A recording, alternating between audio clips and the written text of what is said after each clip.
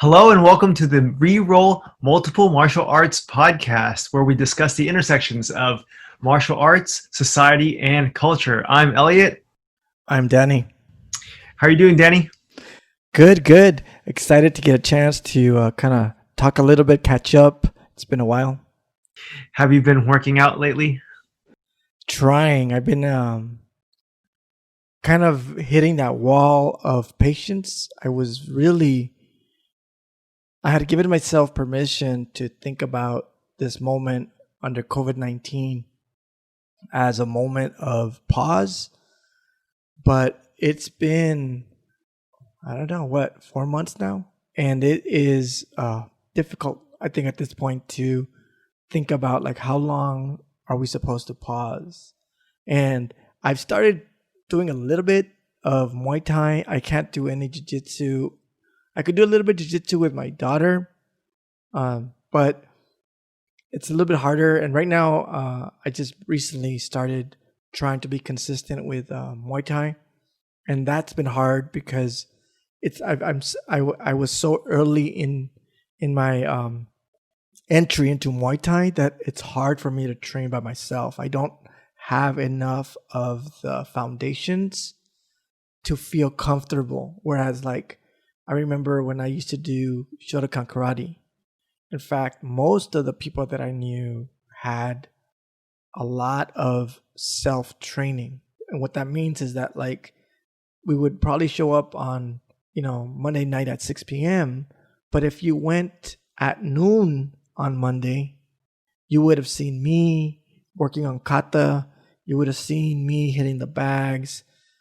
And I could do that without anyone, and I felt because I had enough foundation in it. But with Muay Thai, I feel clumsy. I've been looking at a couple of YouTubes trying to make sense, and I don't know, it's been kind of rough.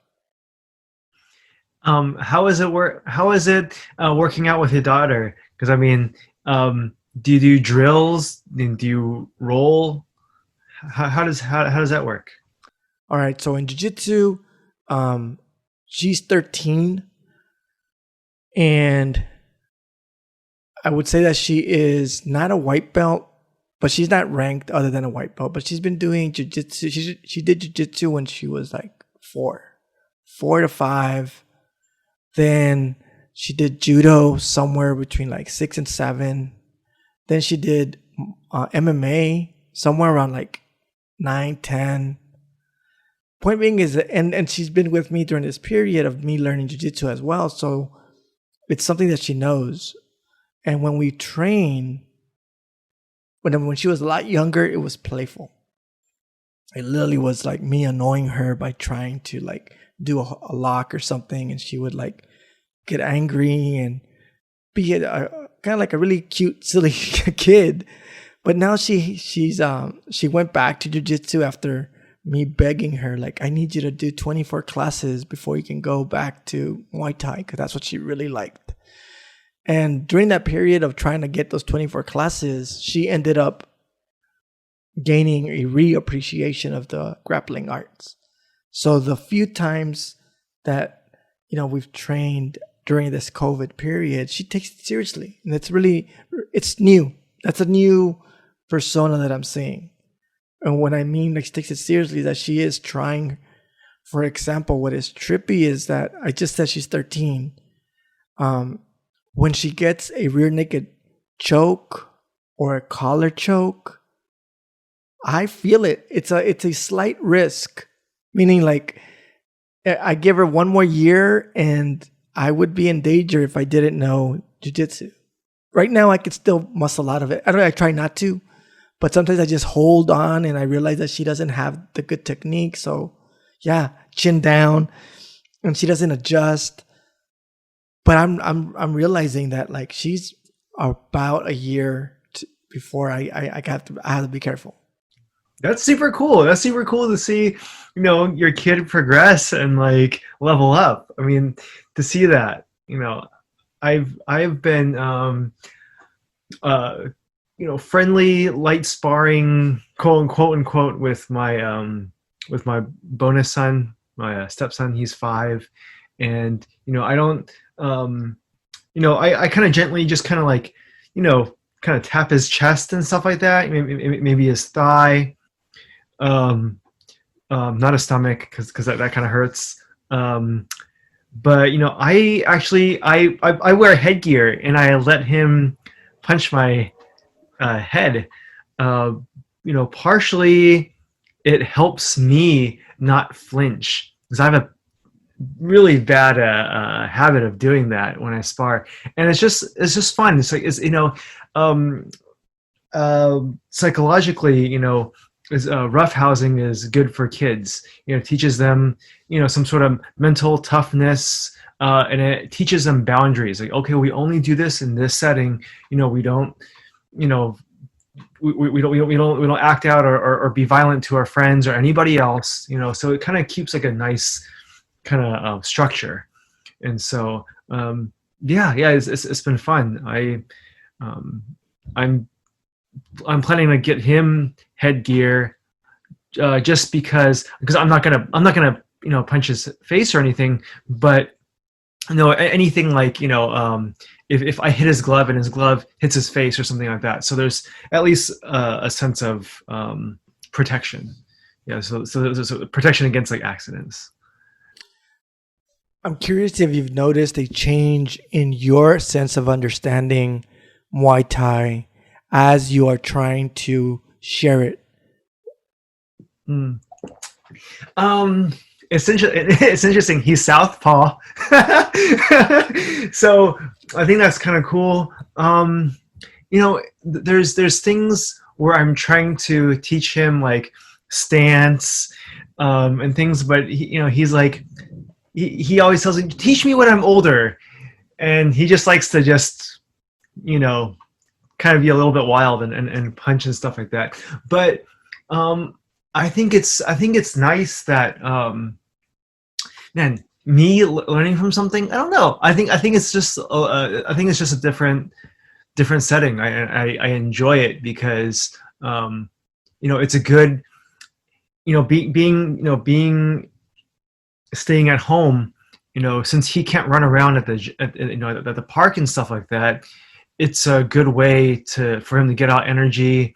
And because he's like, last time he was breathing hard, he was like, like he was real sparring like at the gym, and I was like, man, like I wish I was breathing as hard as he was. Like I miss that. And but it's okay. I mean, he gets tired after a few minutes. After we don't 5 minutes, no more than 10 minutes, and it's just kind of like that. I asked that question because when I think about like my teaching, my field of teaching, my work, that moment is when I grew in my understanding of the material. So that the first anthropology class I taught, I was really insecure. I think I suffered from that sense of imposter syndrome. But I realized really early that one is I did know a lot. It might have been my first class, but I knew a lot.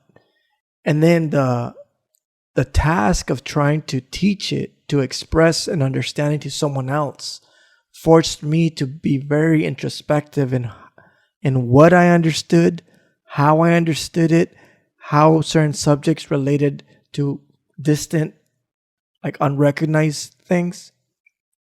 And then later on, I remember I was at that time I hadn't reached black belt in Shotokan, but I was a brown belt. And Sensei Otis here in Riverside was running, it wasn't him, but it was part of the association, was running an instructor training program. And I participated in it.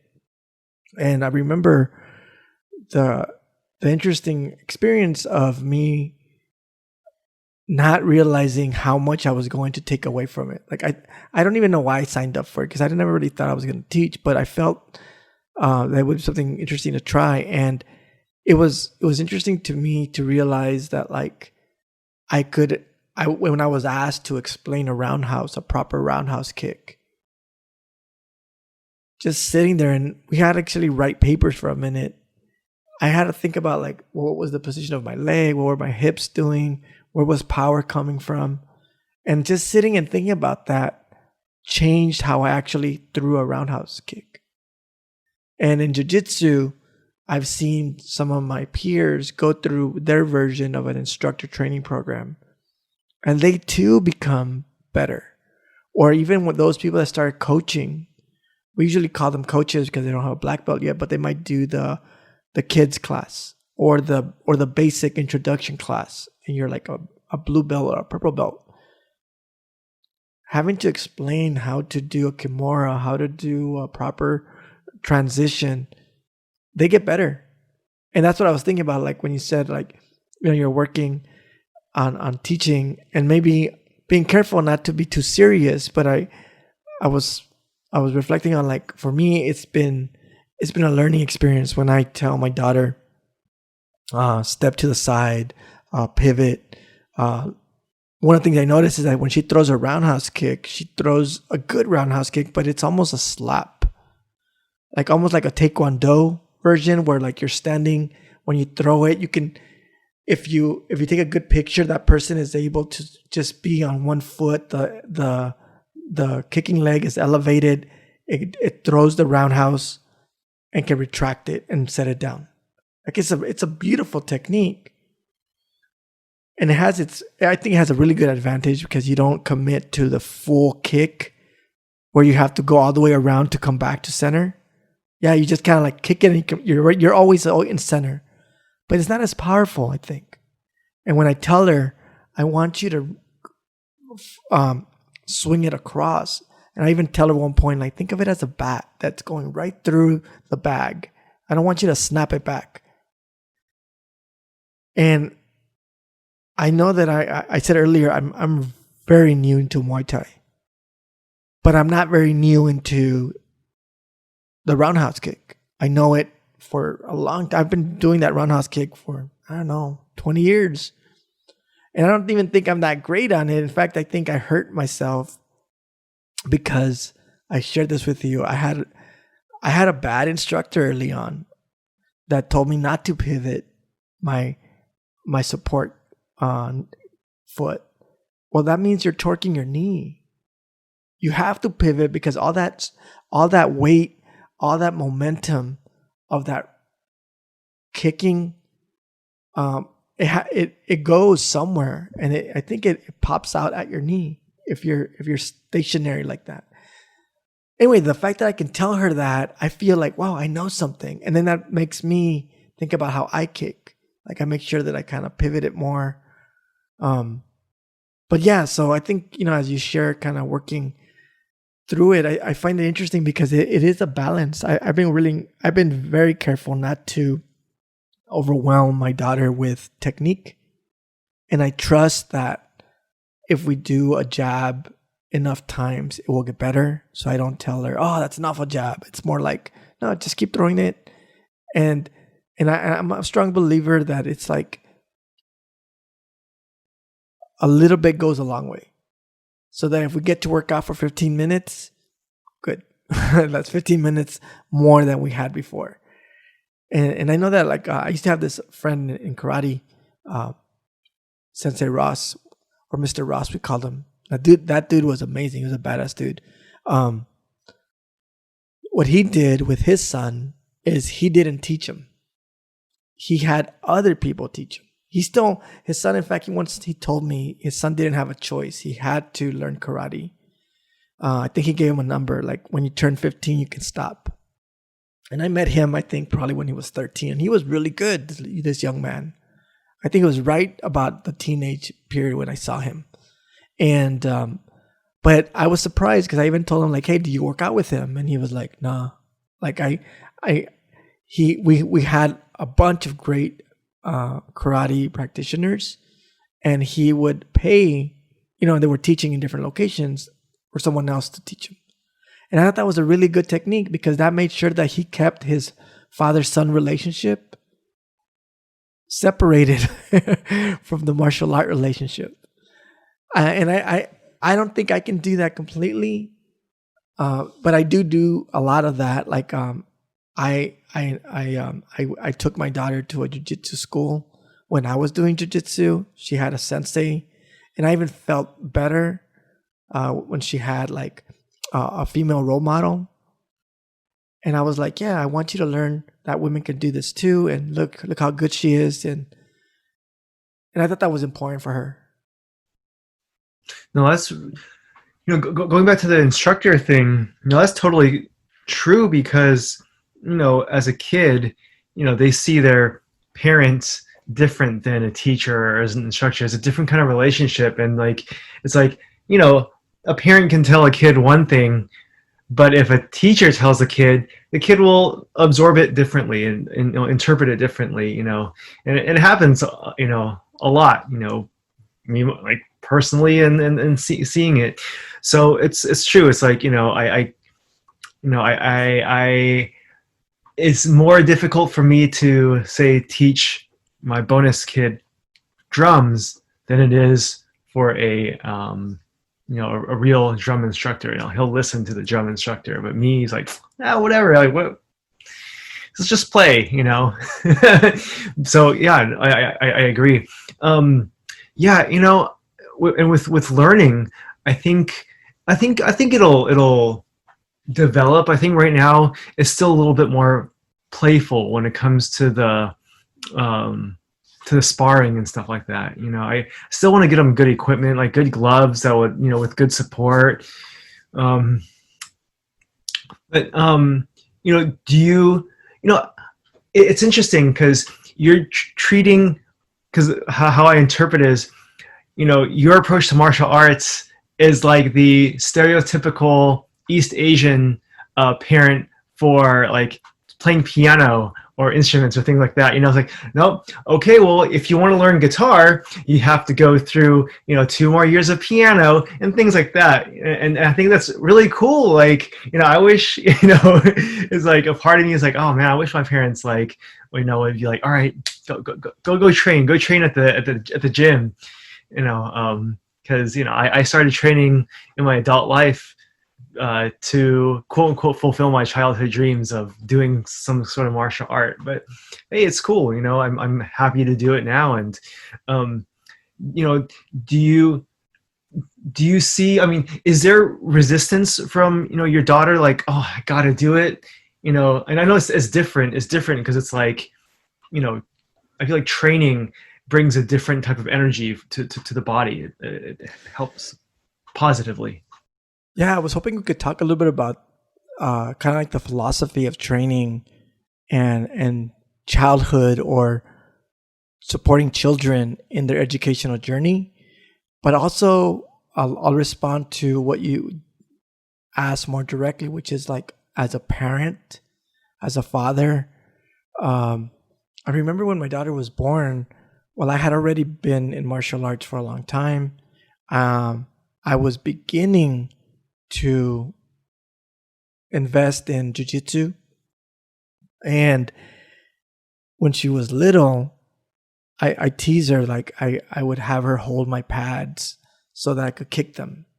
And she was little, so sometimes I would kick a little bit too hard and she would topple over, and I'm realizing, like, I don't think I was at that time concerned, like, I want her to do this, but I felt like this is what I do, so I want you to come with me.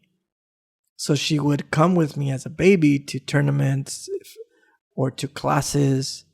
That's just what it was. As she got a little bit older, I started doing more grappling. I remember that she was a little toddler and I would grapple with her. And she had a routine. I would put her in my guard and I would have her break my guard and climb toward side control and end up with like a choke on the neck. And that was her little thing, and I don't remember when it started, but for sure by the time she went to her first jiu-jitsu class, which was probably like 3 or 4 years old, I remember they broke down the class into they had a toddler class. So she went to that one. And the teacher is teaching them the moves. And it's a call and response, kind of like the way you would be in a classroom where you're like, what is this? And what's this called? And my daughter literally raising and screaming, like, that's a guard. That's a rear naked choke. That's a kimura. And the teacher's like laughing, like, where's this kid from? Like, why does she know all this? And during that period, on the first day I took her to that class,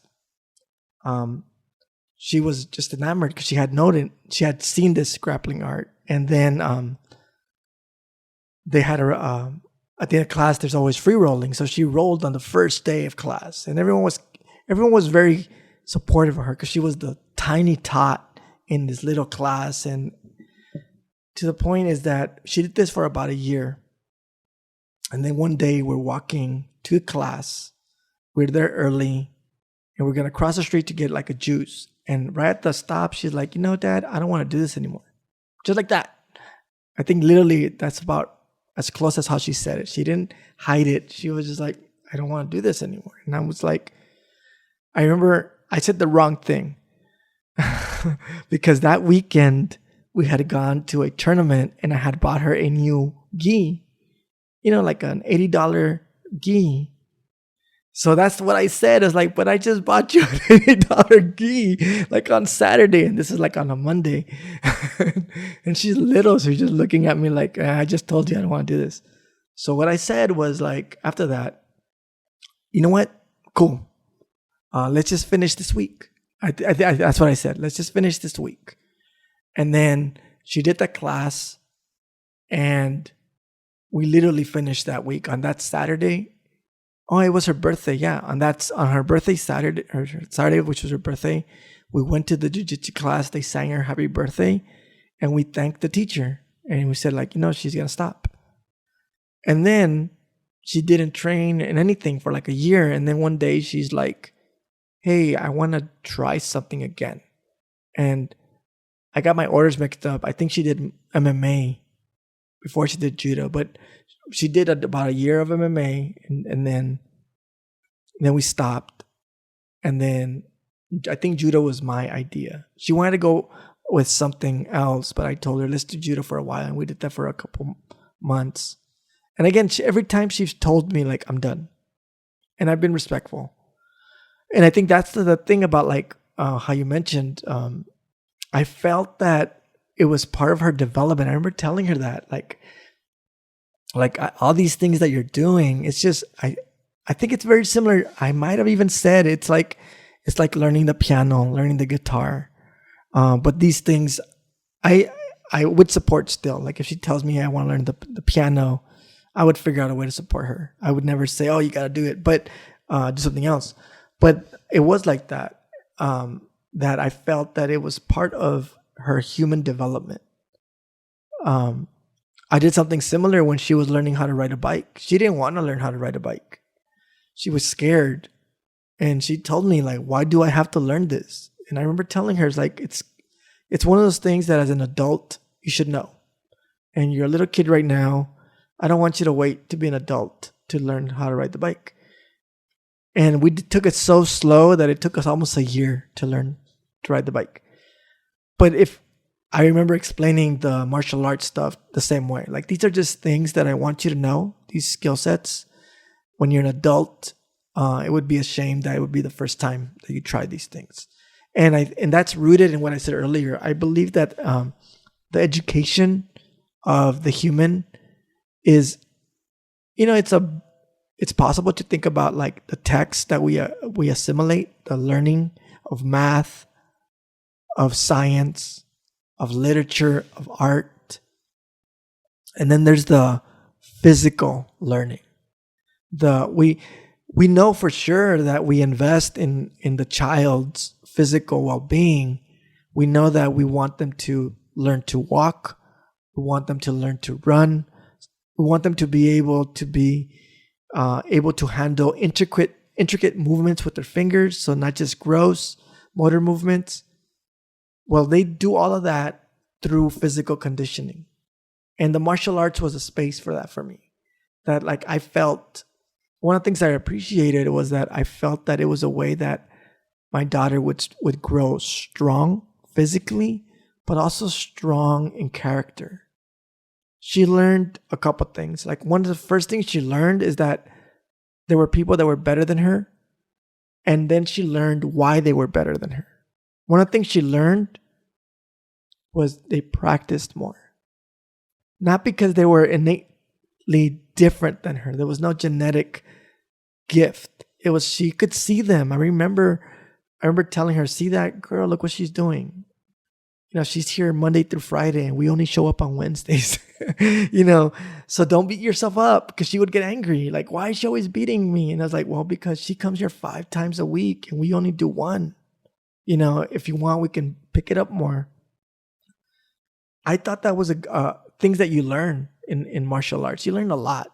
You learn to be very humble, very honest, dedicated, and you get to see your work. Like if you practice something 100 times, you get better at it.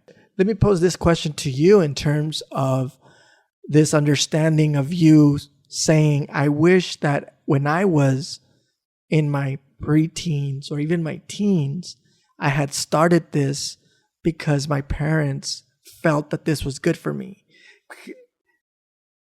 How do you comment on that relationship with your understanding of how it would have contributed to your development if it had been introduced earlier? I think martial arts in general, I mean, I guess I'm stating the obvious, but being more in tune with my body, finding the importance of being physically fit, or at least some sort of strength in the body, building mental toughness, building a sense of like good character and confidence, and I and yeah, that's how I feel. And I think that it's kind of interesting, because it goes back to being in, let's just say, the mid to late 90s, growing up. MMA was really, more in its early stages. And, I've mentioned to you before, but it's like, wow, like if I had started jiu-jitsu way early, I could be a black belt and be an instructor, something like that. And, I think it's also, it breaks the, being able to train and being in the gym setting, really breaks that stereotype of, meatheads and things like that. I mean, martial arts is for everybody. There's all kinds of characters and identities. I mean, you can see now, some of these top people are anime nerds. They love anime and they're the comics. I'm like, wow. And to see these nerds getting into, an arena and, beating people up or getting beat up, that's really amazing to see. And it's encouraging. I think it's encouraging for people, and it can help people, to see themselves in something. Representation is really important. And and I'm straying away from the question, but just seeing the representation, seeing how skilled martial artists and fighters and practitioners from all over the world now is amazing. Seeing the UFC and all the other rosters, it's international. It's not just American anymore. I mean, yeah, okay, Gracie, he was the first champ and XYZ, but like for a while it was very American dominant. But now, seeing it progress so much, it's beautiful. It's beautiful. What's interesting as I think about like the MMA space is that for a lot of people, they've been questioning whether MMA is its own martial art style, and also thinking about if it is a martial art. And I want to now highlight the word art, because when I pose this question about like, what do you think it would have offered you, and you reflect on all these things it would have given you, one aspect. Sorry, because that's how I feel now. How after learning it, I gained so many characteristics built upon my characteristics. Sorry. Well, that's what I meant. That out of all the things, only one of those elements is, I would say, is the combat art. You know, like you listed a lot of things that it would have offered you, or it has offered you, but only one is the physical one, the combat one. And what I wanted to highlight is that I think that's why a lot of us talk about martial art very differently. We've had in a previous episode even that conversation of what is a martial art or what is a martial artist. And I'm thinking about Musashi Miyamoto, which is one of those icons of the samurai like legends. And he is known as being not just one of the best, I guess, on record swordsmith, but his writings express, I would say, like 99% not battle. So he talks about if you will be a martial artist and you devote yourself to the sword, to combat, to defeating another human being, you should also equally be talented in poetry, in calligraphy, in being able to properly serve a tea. And you're like, wait, how is that related? That I would dedicate all this time equally to being able to write a beautiful sonnet or to serve you a proper cup of tea if I am trying to be the most skilled sword person, fighter. And I think it goes back to what the philosophy of the martial artist is that it's incomplete if all you can do is draw a sword, do an excellent roundhouse kick, choke someone. That's a great practitioner, but maybe that's not what we think about martial arts.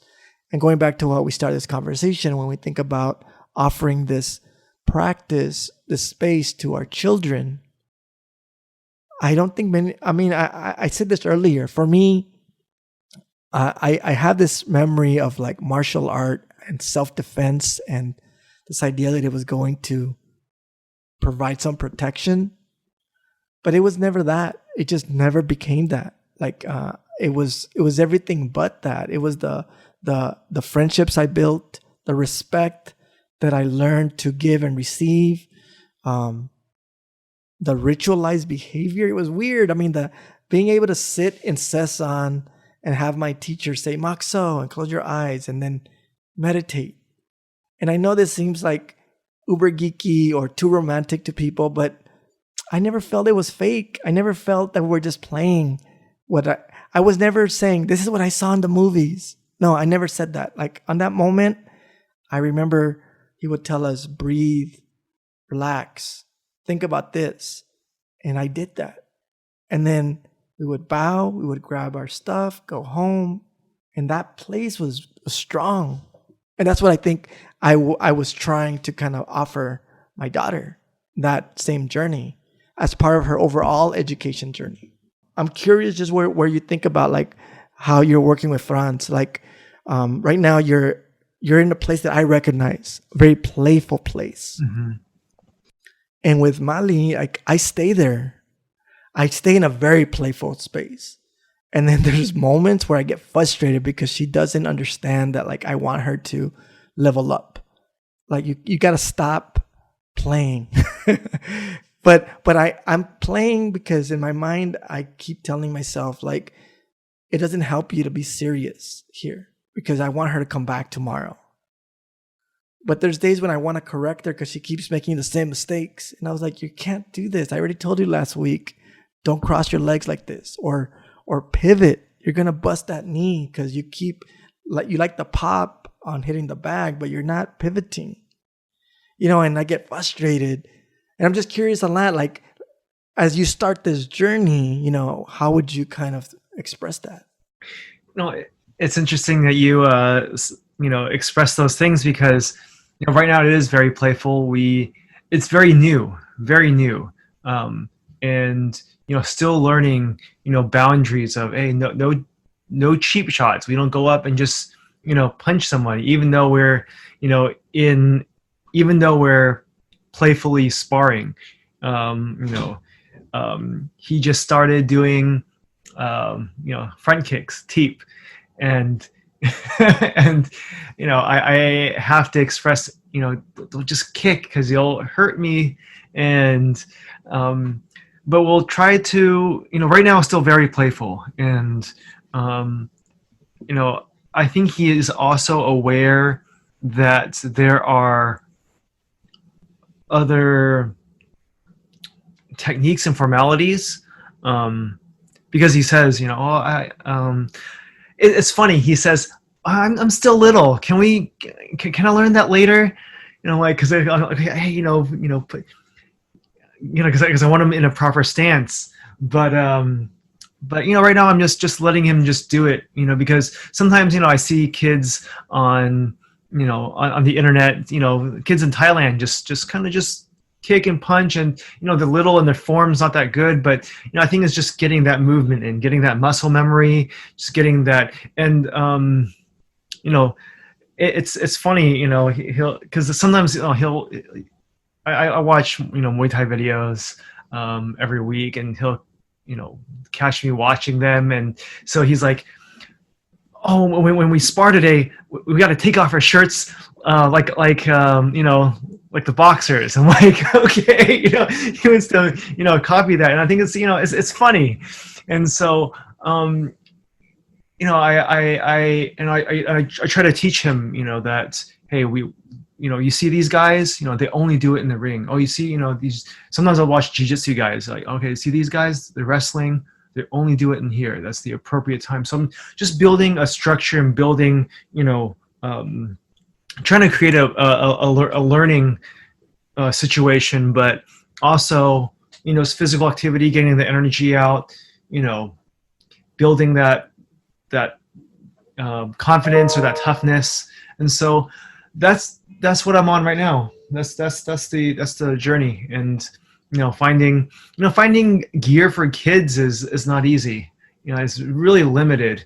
I'm not trying to get like, try to find that balance too. I don't want to get too cheap of gear that's like, oh, like what if it's bad and it just hurts them. I'm not trying to buy cheaply made stuff. At the same time, I'm not trying to break the bank, so it's finding that balance. But it's not bad. It's a fun thing. It's a fun, it's also it's bonding too. It kind of builds this